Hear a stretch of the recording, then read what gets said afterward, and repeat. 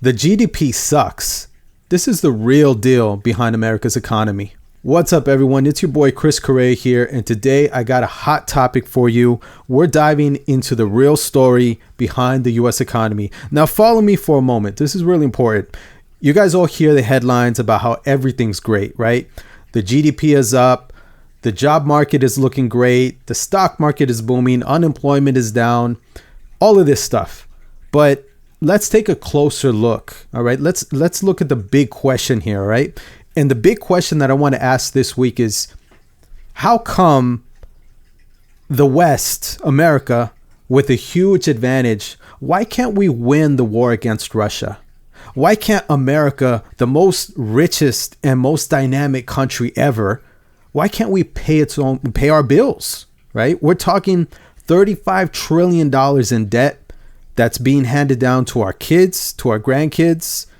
How come the U.S. economy, supposedly the best ever, why can't we produce full employment, but we can't give workers a real wage? On top of a real wage, we haven't even given a real raise in half of a century. Why is it more expensive to buy a house or a car today, right now, than it was 50 years ago? In short, is the U.S. economy all that it's cracked up to be? Or are we being manipulated to believe that things are rosier than they really are? Now, let's talk about the middle class. Houses and cars. These are the backbone of America's middle class. Most people buy them by trading their time, also known as your wages, right? You give your time, you get a wage.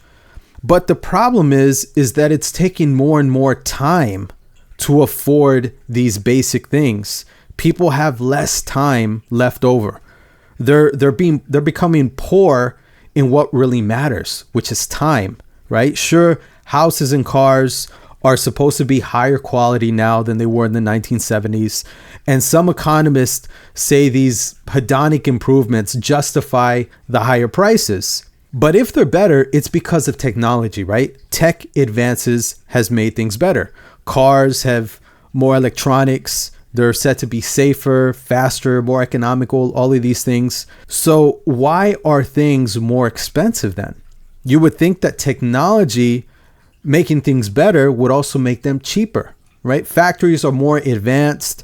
Competition drives quality up and the cost down. And a lot of these tasks are done by robots now, right? You go into a Walmart, you don't have as much cashiers because it's an automated checkout system, right? It's a software program. So going back to cars, why aren't cars cheaper? And let's talk about houses, right? They're supposedly bigger and better, so they're worth more. But new houses are often used they're built from cheap composite materials instead of solid oak and pine like they used to. Even houses built in the 1970s are actually still pretty pricey. Sometimes they're even more than the new homes. So why does the average person have to work twice as long just to afford a roof over their head and a set of wheels? Is it because that the system is rigged? Right? Policies often serve specific groups, usually those with good lobbyists and deep pockets in Washington. And of course, the public pays the expense for that. But going back to GDP versus real wealth, right? We've seen it before that the GDP doesn't always reflect real wealth. Now, if you look at Nazi Germany and the Soviet Union, in the Soviet Union, ordinary people got poor by design. All right. The economy was controlled by the elite who dictated what industries produced, what prices they were going to be sold at. They controlled it all. The Soviet system churned out lots of products. But the problem was that few people actually wanted these products. Yet, as recently as the 1980s, some Western economists were impressed by these numbers alone. Paul Samuelson's textbook, it's widely used in the United States. He praised the Soviet Union for its rapid growth thanks to all of the central planning that was going on. Now, he wasn't entirely wrong.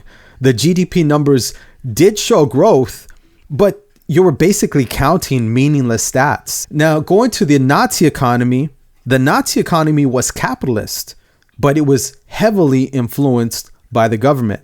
And the focus of the government and of the economy was war.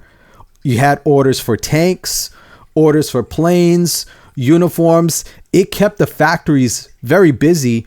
And guess what? The GDP went up. Unemployment dipped so low that Germany ran out of workers at one point and they had to import slave labor. So what's the takeaway here? Well, I think the takeaway is this. Just because the numbers look good doesn't mean the reality is what it is. Whether it's Nazi Germany or the Soviet Union or today's America. GDP can be a misleading measure of true prosperity.